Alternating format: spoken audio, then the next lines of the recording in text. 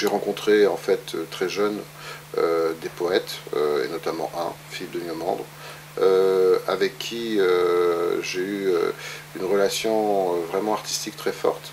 Et en fait, à 17-18 ans, je devais avoir 18 ans, j'ai demandé si je pouvais adapter un de ses romans. C'était un romancier aussi, pour le cinéma. Et donc j'ai adapté son roman. Et de ce fait-là, en fait, a commencé à naître toute une série de relations, de rencontres, dont Henri Alcan, qui était le chef opérateur de La Belle et la Bête et de Cocteau. Et j'ai rencontré un petit peu tous ces gens. Et ça m'a complété dans ma formation et dans mon initiation de photographe, puisque je faisais de la photographie aussi. J'étais déjà très impliqué dans les arts, mais pas forcément dans le cinéma. Et évidemment, au fur et à mesure, je me suis rendu compte que pour faire mon film, il fallait que je fasse un court-métrage. J'ai essayé de faire mon court-métrage, je rencontre Marine Kermins. À l'époque, je ne savais pas très bien ce que ça voulait dire. Hein. Mais quand même, je me rends compte que je suis dans un lieu très riche, avec beaucoup d'argent, dans une grosse maison de production. Et puis j'explique mon film avec mon storyboard, ma musique, tout ça, et que j'ai Henri Alcan comme chef opérateur. Et Marine me dit, mais ça coûte une fortune votre truc. Je dis bah non, pas vraiment. Il me dit si, il dit mais moi je comprenais pas parce que je savais pas qu'il fallait payer tout le monde, tout ça. Je croyais qu'un film ça se faisait comme une peinture quoi. C'est-à-dire qu'enfin on la faisait. Et en fait il m'explique que non, mais il me dit qu'avec tout ce que j'ai, je suis le seul à pouvoir produire le film. Et donc je repars de ce rendez-vous en me disant il s'est quand même moqué de moi lui. Je suis dans une chambre de bonne. Bon je comprends pas quoi. Comment ça c'est à moi de produire le film. Et de ce fait là. Finalement il avait raison. En 2-3 jours j'ai bien réfléchi et j'ai décidé de produire mon film. Et finalement j'ai vu qu'être producteur c'était finalement un rassembleur si je puis dire de moyens pour la création d'une œuvre. Et je suis devenu producteur. Dans la famille Petite Bite, je voudrais les frères Bonne Pioche. Levrette. T'es sorti de l'hôpital, toi, maintenant? Eh ouais, je suis de retour chez les découillés. Putain, comment tu causes, toi? Dis donc, Ramier, t'es sorti avec le surdoué de la branlette et pif le chien? Eh, col roulé, depuis qu'on t'a greffé des roulettes et bétonné ton cou, tu nous fais croire que tu souffres. Mais ça t'empêche pas de nous faire tes nibards, hein? Mon petit canard, va. T'aimerais bien t'ébrouer dans mes nibs avec ta petite pine toute fine, hein? Sauf que si tu fourres comme tu causes, il va falloir éditer la notice. Dans ce système, on a besoin des acteurs pour trouver de l'argent, on a besoin de plein de choses pour trouver de l'argent. Des fois au détriment finalement des idées ou des envies ou de la création. Et moi j'ai voulu, bon, à tort ou à raison, ne pas rentrer dans ce processus mental et finalement travailler un petit peu comme un studio, parce que je suis allé un petit peu aux États-Unis, j'ai vu comment ils travaillaient, et quand j'ai vu que c'était eux qui fabriquaient les acteurs, c'est ça qui m'intéressait. De me dire, bah, finalement, et c'est ce que j'ai fait quand j'ai produit d'ailleurs, puisque j'ai lancé beaucoup d'acteurs, à commencer par Kate Beckinsale, j'ai travaillé avec des jeunes chefs opérateurs comme Darius Khondji, à l'époque était jeune, et qui était dans ses premiers films, donc finalement, ou Alexandre Desplat pour la musique. Donc de toute façon, des jeunes talents, il y en avait plein dans ma société, et qui n'étaient pas encore reconnus, mais qui avaient beaucoup de talent, et qui sont devenus connus. Bah, je me suis dit finalement, c'est ça le jeu des studios, ils créent des actes. Donc je me suis dit, bah, pour rester libre, il faut que je travaille avec des gens qui n'ont pas encore forcément fait leurs preuves, mais par contre, qui ont tout approuvé. Et d'essayer de le faire avec eux, dans mes créations. Je produisais pas des films, en fait, je produisais des auteurs. C'est-à-dire que je m'attachais pas à faire du marketing ce qui m'intéressait, c'était de défricher un auteur, de le pousser, enfin, ce que j'estime être le travail d'un producteur. Alors soit on produit des films, dans ce cas-là on fait de l'argent, on fait du marketing pour gagner de l'argent, et c'est un processus tout à fait louable, hein, mais c'est un autre métier. Et puis, ou alors on est producteur d'artistes, et on s'engage, quels que soient les résultats, j'allais dire, à faire naître des artistes. J'ai produit 1, 2, mes copains, et à un moment donné, j'ai produit beaucoup de films, beaucoup de prix, et j'ai fait une espèce de concours. On m'a dit, ah, il faut aller faire le concours de la Fondation Hachette. J'ai eu le prix de la Fondation Hachette, jeune producteur, de moins de 30 ans. Et là, subitement, tout le monde vient vers moi, Canal, compagnie, etc. Je continue à produire, je produis Bernie Bonvoisin, Les Démons de Jésus, hop, du succès, des insuccès, beaucoup de choses, et puis 3 étages, beaucoup d'employés, et puis tout d'un coup, je me dis, mais qu'est-ce que je fous là-dedans, quoi? J'ai pas du tout envie de faire ça. Je veux bien produire, oui, parce que je voulais apprendre, parce qu'on m'a dit, il faut que tu produises pour faire ton film. Mais c'était pas ça mon idée. Moi, je composais, je faisais ma musique, j'étais photographe, tout ça. Et là, je passais un temps infini avec les metteurs en scène, ce que j'adorais, mais pas forcément pour faire mes œuvres. Et là, eh ben, on va dire, un concours de circonstances m'a permis de vendre tout mon catalogue à Canal+, de fermer ma société et de repartir à zéro, parce que j'en ai eu envie, et de faire mes films comme il se doit. Mortem, le nouveau film d'Éric Atlan, sur le dialogue de Marie-Claude Dazin, sur une musique d'Éric Atlan et Marc Berkowitz. Si on veut considérer une idée de base, c'est vraiment de montrer ce qu'on est incapable de voir. Parce que finalement, la mort, on en parle beaucoup, notamment à la télé, on montre beaucoup de morts, mais ça va pas au-delà. Et je trouvais que c'était quand même, pour quelque chose de tout à fait naturel, quand même un terrain d'imagination extraordinaire, et en même temps une épreuve de vie qu'on aura tous, et qui nous renvoie finalement chacun à ce qu'on est. Donc voilà, ça c'est vraiment l'idée de base, de se dire tiens, je vais explorer sans effets spéciaux le formidable événement de chaque vie humaine. J'aime pas trop le casting. Je repère des gens et puis finalement je les choisis. Et après elles peuvent ne pas être disponibles, mais voilà. J'aime pas du tout le processus des castings. Donc c'est-à-dire qu'il n'y a pas eu de casting sur ce film. Il n'y a eu que 2 actrices qui ont été choisies. Il y avait une histoire. Et quand j'ai rencontré Daria, à nouveau, parce que je l'ai rencontrée une 2e fois, j'ai vraiment eu envie de la mettre dans cette histoire. Et en fait, on a adapté, avec Marie-Claude, la scénariste, et la dialoguiste, qui est la même, on a adapté, au fur et à mesure, non pas les dialogues, ni le scénario, mais disons, certaines choses par rapport aux actrices.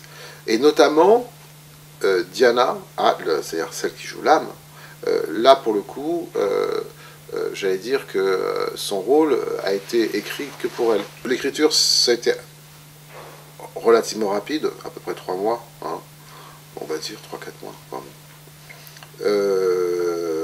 En sachant que, comme toute écriture de scénario, bon, il y a des choses qui se font en un seul jet, d'autres se font en plusieurs jets. Ce film-là s'est fait en 2 traits, si je puis dire.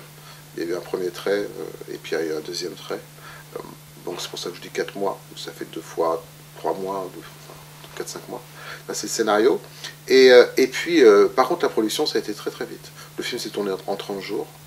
Et le film a été monté financièrement en 2 mois, préparé en une semaine, en 6 semaines, 8 semaines, à peine. Donc il y a eu 6 mois de production. Il s'agit d'un film hors norme, produit et filmé en toute indépendance, dans des conditions économiques et esthétiques qui le distinguent radicalement de la production courante.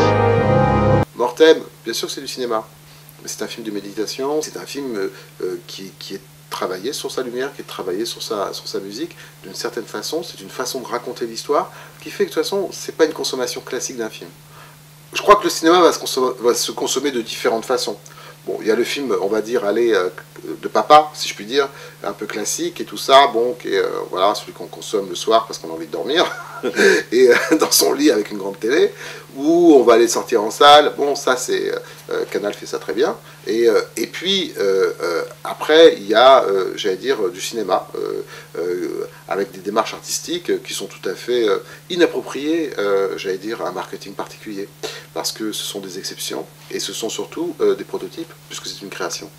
Et donc là, effectivement, il y a un marché tout à fait nouveau, que savent prendre certaines personnes, dont ne savent pas forcément encore profiter certains autres, et effectivement, ce marché-là, oui, effectivement, va exister, et il permet vraiment de faire naître des œuvres, alors, comme vous dites, à mi-chemin, parce que ça va rentrer dans les musées, parce que ça va rentrer dans des galeries, parce que ça va rentrer dans des librairies, parce que ça va rentrer dans des salles de concert. Donc, c'est très aisé de travailler le film, en fait, comme on pourrait travailler avec un peintre. C'est-à-dire, on publie son travail dans différents pays, on le montre, et après, on le ramène en France. Et là, c'est ce qu'on a fait. Après, on a eu 18 prix quand même dans le monde, dans des festivals qui n'étaient pas très importants, mais quand même beaucoup de festivals, notamment aux États-Unis. Et en ramenant tout ça ici, bah, ça nous a permis d'avoir une bonne presse. Les gens l'ont vu différemment, parce qu'on ne pouvait pas dire non plus trop de méchanceté, puisqu'il y avait déjà des gens qui avaient dit beaucoup de choses bien. Donc c'était difficile de trop aller à l'encontre de la reconnaissance ou de la création. Et finalement, le film repart. Le film sort aux États-Unis, le livre sort aux États-Unis aussi. Notre vendeur est américain, c'est lui qui s'occupe maintenant de tout ce qui est Amérique latine. Donc maintenant, le film, de toute façon, va sortir un peu partout. On est sorti surtout dans les pays de l'Est, pour l'instant, puisque nous, en fait, c'était nous qui occupions du vent. Et on a trouvé cet acheteur américain, enfin on a trouvé, il a vu le film, il l'a voulu, et c'est avec lui maintenant que l'on travaille sur tout le territoire américain, y compris le Canada. Le film va sortir aussi au Canada. Je suis ton âme! Tu m'appartiens! Tu m'as libéré! Son utilisation du noir et du blanc et du cinémascope le range parmi ces films inattendus et même perturbants. Quand vous présentez un film français, ou même une peinture, qui dans un pays étranger, vous êtes étranger. Donc on va accepter votre regard. Et on va le regarder, on va le juger et le regarder pour ce qu'il est. Et non pas parce qu'il est, voilà, pour ce qu'il est. Alors l'aventure du Mexique, c'est... Bah, pour ceux qui connaissent le Mexique, c'est orgasmique. C'est-à-dire que de toute façon, le Mexique, on est reconnu ou on est rejeté. Bon, moi j'ai été reconnu, c'est-à-dire qu'on m'a bien aimé, donc moi j'ai tout de suite été bien au Mexique. Et curieusement, bah, Mortem s'est vraiment bien senti aussi. Alors, à Oaxaca d'autant plus, puisque c'était la période de la fête des morts. Et donc, on était vraiment... et en plus, avec un public qui n'a rien à voir avec l'Occident, qui a perçu le film tout à fait différemment, qui a même ri sur mon film, de bon cœur, par rapport au cynisme de l'âme, c'est-à-dire que... et notamment des Indiens. Et ça, c'était génial, parce qu'après, il y a eu un débat avec les Indiens, et ils m'ont expliqué pourquoi ils ont ri, et c'est vrai que pour moi, c'était génial, et pour la scénariste, parce qu'ils ont vraiment vu le cynisme qu'on a placé dans l'âme, dans les dialogues de l'âme. Donc, une approche aussi tout à fait différente de la mort. Donc, ça a été vraiment une rencontre fabuleuse. Donc, c'est vrai qu'on y est attaché très affectivement, et c'est de là où est parti aussi, au Musée national de la photographie de Oaxaca, l'exposition photographique, parce qu'ils ont vraiment aimé l'image, et que est né en fait le livre de Mortem, et de l'envie de l'éditeur de faire un livre sur le film. Et donc Oaxaca correspond aussi, allez, on va dire, à une identité de la façon dont on veut faire le cinéma. C'est-à-dire à la fois on fait des films, mais on crée des objets aussi. Parce que finalement il y a des artistes qui travaillent. Alors bon, là il se trouve que c'est moi qui fais la lumière, ça aurait pu être quelqu'un d'autre. Mais toujours est-il, la lumière, la musique, ce sont des éléments constituants des œuvres cinématographiques, quelles qu'elles soient, et Et c'est extraordinaire, face à ce monde virtuel et de dématérialisation, d'opposer les objets à cette matière virtuelle. Donc les films sont dématérialisés, mais les œuvres à l'intérieur, elles ont des choses concrètes. La musique, la photographie, et donc le livre. Et d'opposer l'objet au film, je trouvais ça intéressant. Donc Waraka a dessiné aussi finalement toute l'envie de marketing du film. Toute la façon dont on allait raisonner sur le film et faire que le film s'installe et reste en fait un objet et non pas simplement un parfum. Mortem est un film fantastique ou un thriller psychologique ou un essai poétique.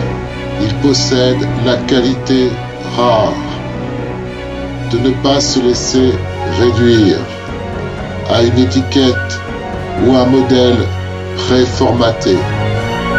Si on considère que la peinture est du l'œil de ceux qui la regardent, je considère que tout ce travail que font certains chefs opérateurs, je ne vais pas parler de moi là, vraiment sur la lumière de leurs films, ou certains compositeurs, le travail qui est fait en termes musicaux, que tout ça finisse dans le brouhaha d'un ronflement d'ordinateur ou, j'allais dire, dans un écran qui va saturer un petit peu tous les contrastes ou quoi, ou qu'est-ce. Je trouve que c'est nivelé par le bas. Et si demain je donnais des cours dans une école, la première chose que je ferais, je parle pas dans une école de cinéma, je parlerai dans une école traditionnelle, c'est de conseiller aux gens d'écouter de la musique dans les concerts et de voir des films au cinéma et d'aller voir les peintres dans des salles d'exposition.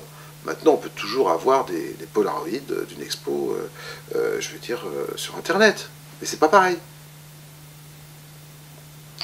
Voilà. Je sais pas si tu es d'accord. En off, comme ça. Par rapport à Internet